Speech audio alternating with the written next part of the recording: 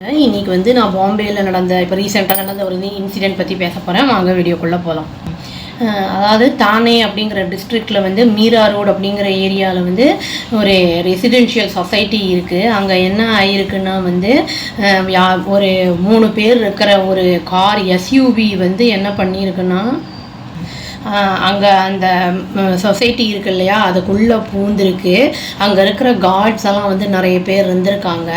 அவங்க வந்து அவங்கள வந்து குறுக்க போயிட்டு யாரை பார்க்கணும் என்ன ஏது அப்படின்னு வந்து டீட்டெயில்ஸ் கேட்டிருக்காங்க.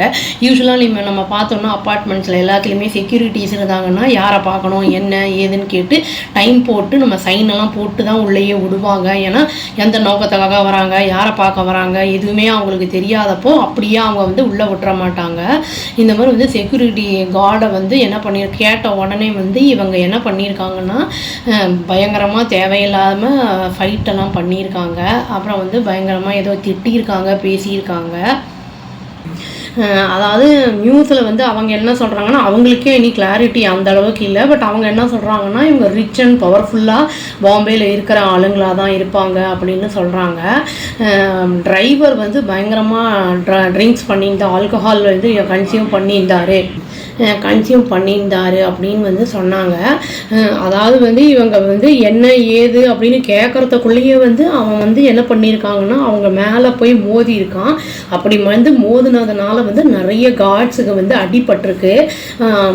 3 பேரோட நிலைமை வந்து ரொம்ப கிரிட்டிக்கலாக இருக்குன்னு வந்து நான் பார்த்தப்போ நியூஸ் இருந்தது. இப்போ எந்த கண்டிஷனில் இருக்குன்னு தெரியல.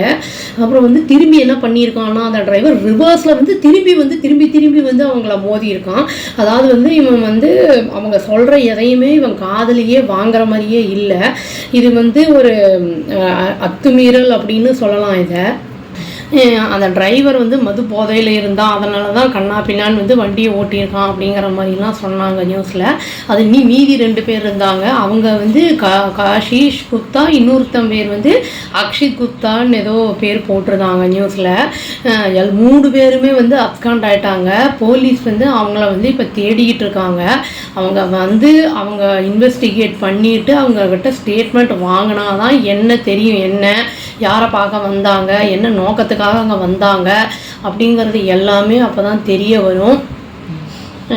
இது மிகவும் வருத்தத்திற்குரிய ஒரு விஷயம். இல்லை செக்யூரிட்டி அப்படிங்கிறது வந்து நம்மளை வந்து மக்களை வந்து இந்த அப்பார்ட்மெண்ட்டில் இருக்கிறவங்களுக்குலாம் எந்த ஒரு தீங்கும் வரக்கூடாதுன்னு தான் பண்ணுறாங்க.